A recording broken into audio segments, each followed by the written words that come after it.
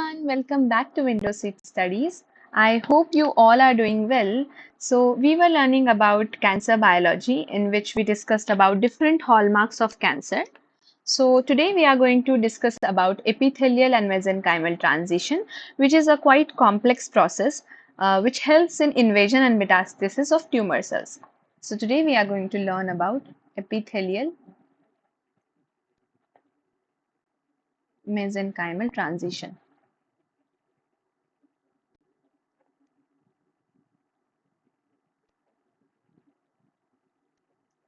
So it's the word itself suggests that this is a transition of an epithelial cell to mesenchymal cell. So, this is a complex and highly dynamic process through which epithelial cells lose their characteristics and they are converted to the mesenchymal cells. So, we are going to learn step by step like what are the characteristics of epithelial cell and mesenchymal cells, and then what are the molecular mechanisms by which an epithelial cell gets converted to a mesenchymal cell, and why this epithelial and mesenchymal transition is very important and how it plays a critical role in cancer metastasis. So let's first learn about epithelial cells. So epithelial cells has a few characteristics which makes them different. So the very first thing is that epithelial cells, they have a polarity. So epithelial cells have apical basal polarity. Means you can clearly differentiate the apex of the cell and the base of the cell. Then epithelial cells, they also exhibit strong intercellular adhesions through some junctions. So they have strong intercellular adhesions. And this is possible due to certain junctions. So let's list down the types of junctions that are found between those cells. We are not going into details of those junctions. We will learn about the structure of those junctions and what are the proteins involved in those junctions in cell biology series. Okay, so the junctions that are formed are tight junctions,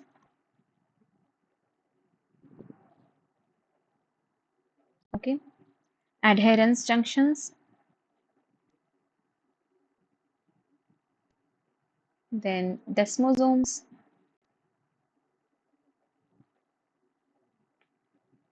gap junction,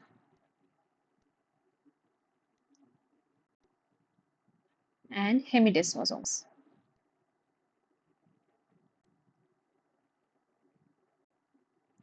Well, for an overview, tight junctions, they form a selective permeability barrier which regulates the transport which happens between cells, and this maintains epithelial polarity. So they are important for maintaining epithelial polarity. Okay, and they kind of form a barrier, a selective barrier, which is permeable, selectively permeable for certain molecules. Then adherence junction, this also mediates the cell-cell adhesion through cadherin-catenin complexes. So this has cadherin-catenin complexes which are going to maintain the cell-to-cell adhesion, and this link the actin cytoskeleton of adjacent cells. So two neighboring cells, the actin cytoskeleton of those cells is attached, which makes the adherence junction. Then the desmosomes, they are also very important because they are going to provide the mechanical resilience by linking the intermediate filaments. So here adherence junction, the actin filaments are linked, while here in the desmosomes, the intermediate filaments are linked.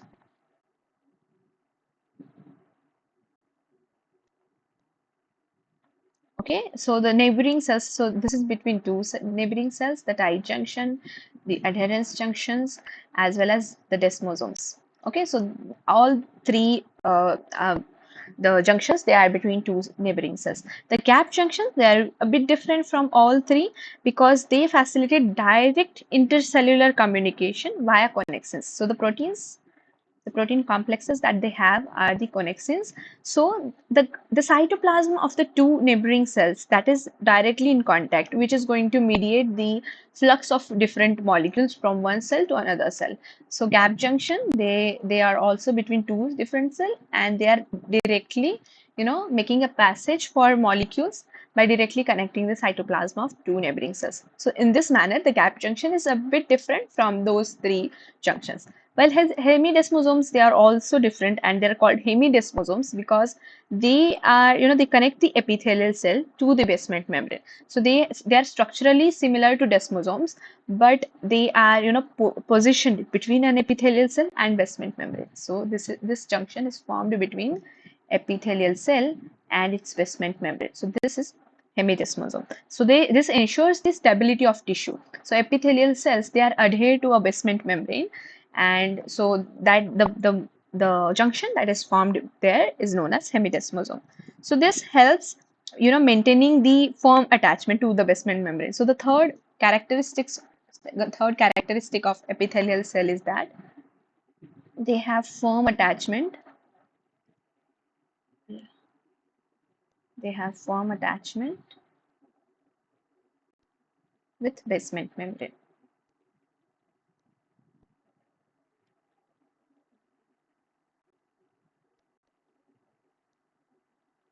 Okay, so with this we covered the properties of epithelial cells. On the contrary, mesenchymal cells are quite different because they do not have any kind of polarity, and they have different morphological properties, like they are spindle shaped, they are elongated, they do not have the polarity, as well as the cytoskeleton arrangement is quite different from the arrangement that is seen in the epithelial cell. So the cytoskeletal, the actin stress is very less. The expression of actin is very less compared to the epithelium. So whatever cytoskeletal properties are there, they are very different in epithelial cells as well as in mesenchymal cell. Then those, they mesenchymal cell, they also offer some resistance to apoptosis, and they have some survival advantages because they activate anti-apoptotic pathway. They do the upregulation of BCL2 and the proteins, the downregulation of pro-apoptotic proteins like BAX. They like basically they have resistance to apoptosis. Okay, let's list down the properties, the functional properties of mesenchymal cells, so that it will be clear to you that how the epithelial cells, they are very different from the mesenchymal cells. So the very first thing that we discuss is that they do not have any kind of polarity. So polarity is not seen. The apical basal polarity is not seen in mesenchymal cells. Here we are discussing mesenchymal cells. Okay. Then whatever cell to cell adhesions were there that are seen in the epithelial cells, all of them are lost in the case of the mesenchymal cells. So mesenchymal cells, they have no cell to cell adhesions. So they do not have any kind of junctions that we mentioned above. Okay. Then they showed, so instead of those cell to cell adhesion, they have some mesenchymal adhesion molecules. For example, the N-cadherins. Okay, so or vimetin or fibronectin or integrins.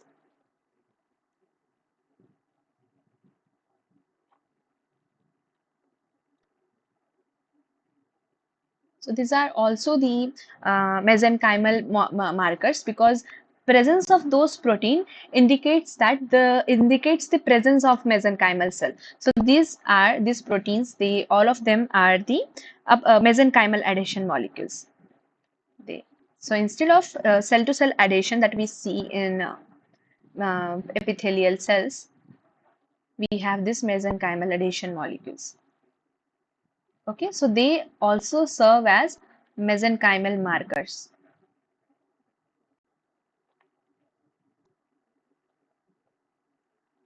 Okay, and even the mesenchymal cells, they secrete certain matrix metalloproteinases to degrade the basement membrane. So this degrade basement membrane.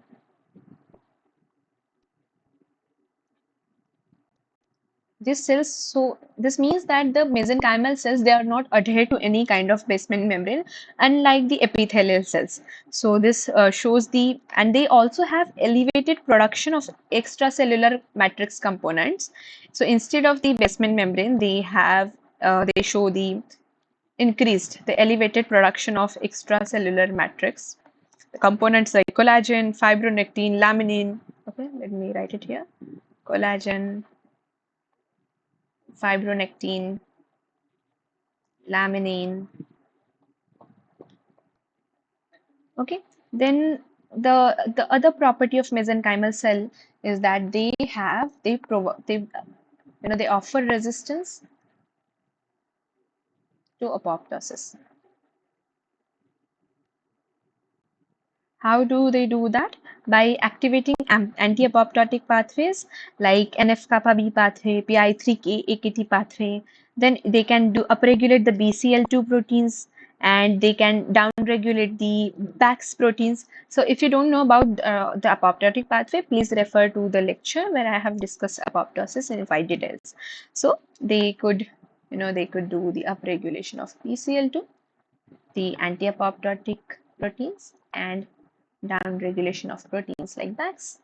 Okay, so they also has some mechanical and contractile properties, unlike epithelial cells, which are quite rigid. So for exhibiting that mechanical and contractile property, they increase the expression of alpha muscle actin, alpha smooth muscle actin. Okay, this promotes contractility. This is alpha smooth muscle actin. This is going to promote.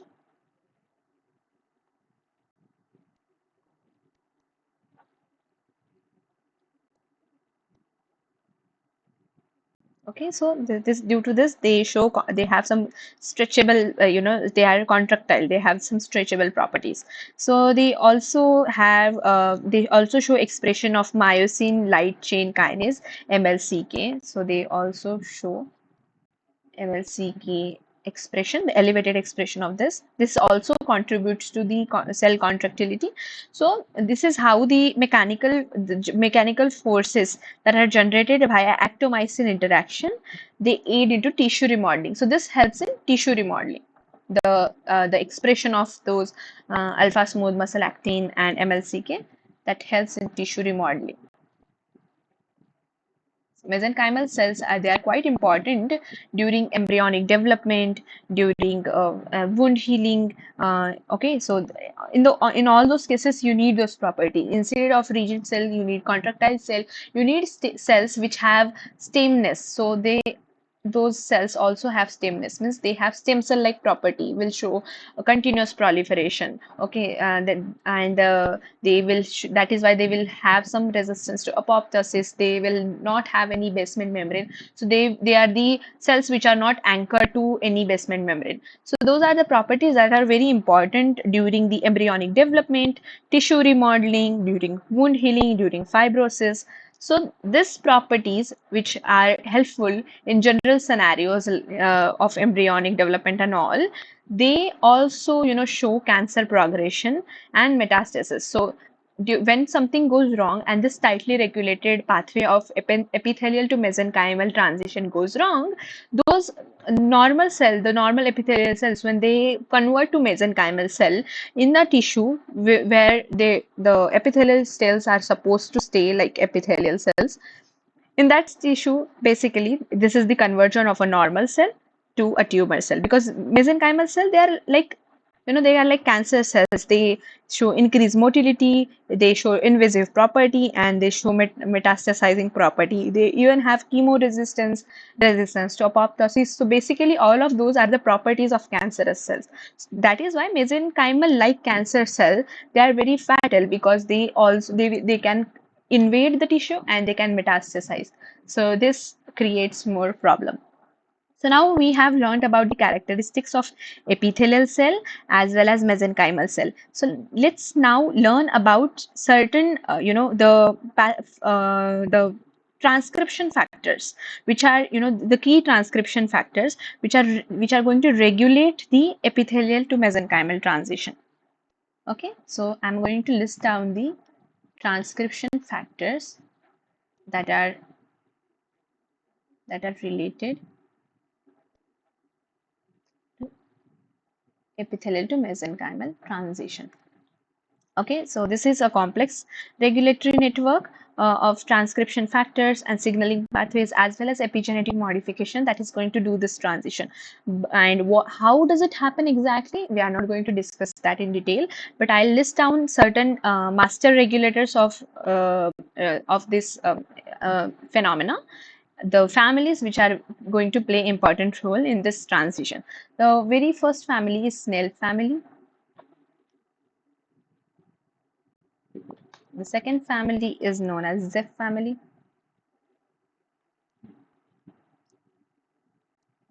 And the third one is the Twist family. Okay, so Snell, Zeph, and Twist.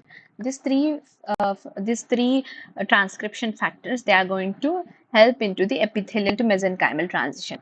The Snell family proteins, SNA1, SNA, okay, well, SNI1, and Snell, they are the key regulators. Then there's SNAI2 and slug. Both of them. You don't really need to remember this. So they actually, what does Snell family transcription factor do? They go and bind to the promoter of certain genes. Which kind of gene promoter they bind to? They bind to the promoter of E-cadherin. Okay, so they bind to this promoter, and after binding this promoter, they repress the activity, they repress the transcription of this gene. And we already learned that the E-cadherins, so N-cadherins are associated with mesenchymal tissue, with mesenchymal cells, while E-cadherins, they are, associated with the epithelial cells. So E to E. So this is a way to remember this thing. So E-cadherins are the ones which are going to form junction and which are going to maintain the cell-to-cell adhesion in the epithelial cells. So repression of the E-cadherins by the Snell family proteins in the epithelial cell, this is going to result into the epithelial to mesenchymal transition. So how do they do that? They bind to the promoter. Okay. But unlike Snell family proteins, Zeph family proteins, they also suppress the epithelial genes, which are, the genes which are important for epithelial cells to exhibit their own characteristics. But they do so by interacting with some microRNAs, the microRNA 200 family. So they interact with these microRNAs, and they reinforce the mesenchymal transition by suppressing the epithelial genes. Then there is Twist family, Twist family proteins like Twist 1 and Twist 2. Okay, so they are important for mesoderm development. Generally, they are important for mesoderm development, but they also contribute to epithelial and mesenchymal transition by promoting mesenchymal marker expression. So, unlike Snell and Zeph family, which are going to replace the epithelial, epithelial genes, epithelial markers, or the genes which are important for epithelial cells, the Twist family, they are going to, they are going to overexpress, or they are going to promote the mesenchymal markers, the mesenchymal markers that we discussed, like vimentin, fibronectin, integrin. Okay, so these are the three transcription factor families that are important in epithelial to mesenchymal transition. So they are the key regulators.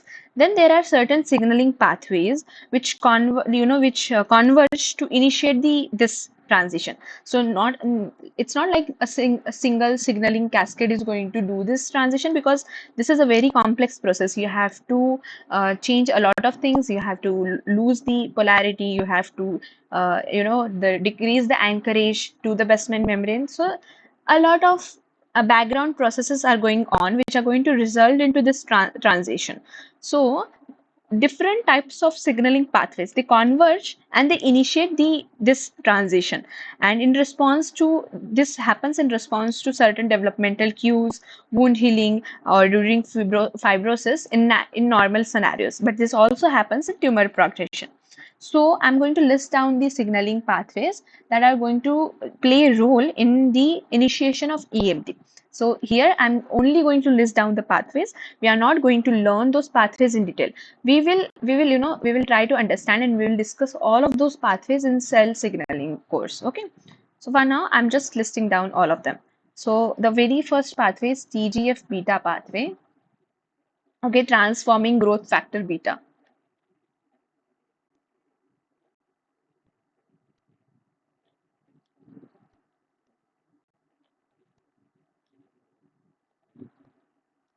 This pathway, this is most potent EMT inducer. So you must remember this. This is most potent EMT inducer. Okay, so this activates SMAD dependent and SMAD independent cascades, which are going to do the epithelial to mesenchymal transition.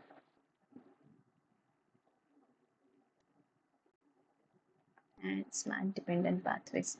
Okay, so those, for example, the MAPK, PI3K, AKT cascades, all of those, they are going to initiate, they will be initiated, and they are going to lead to the epithelial to mesenchymal transition. Then the second, the second signaling cascade is Wnt beta catenin signaling. Okay, Wnt beta catenin signaling. This is also very important because this is going to enhance. So unlike this TGF beta pathway, this is going to enhance the Snell expression and Zeb expression. So once the those transcription factors are expressed, they are going to reinforce the epithelial to mesenchymal transition. Okay, and this is quite context dependent. Then there is hedgehog signaling. This all activates GLI transcription factors, which are also linked to EMT development. Okay, and then there is NF kappa B signaling. This also plays a very important role in inflammation-induced epithelial to mesenchymal transition. And this one particularly is important. It is particularly important in cancer progression. Okay, so just mark this in your head that it is important in cancer progression. So this is how the epithelial cells, they are transformed into mesenchymal cells, and due to this transition of epithelial cell to mesenchymal cell, the the normal cells, they are going to now acquire the property of invading a tissue and metastasize. So with this we are going to end the lecture. Okay, before ending the lecture, let's now learn about the therapeutic targeting of EMT. So it's very obvious. You can either target any signaling cascade. For example, you can have some TGF beta inhibitors. You can have PI3K AKT pathway inhibitors, Wnt inhibitors, Notch signaling inhibitors. Okay, so these inhibitors, they are going to suppress the EMT induction. The other therapeutic target could be histone deacetylase inhibitors. So they are going to modulate the epigenetic regulation of epithelial and mesenchymal transition. Then you can also have the microRNA therapeutics, the microRNA 200 family mimics, which will restore the epithelial identity. So these are the important therapeutic targets of the which are going to suppress the epithelial to mesenchymal transition. So in next lecture, we will learn about invasion and metastasis. Till then, see you. Bye bye.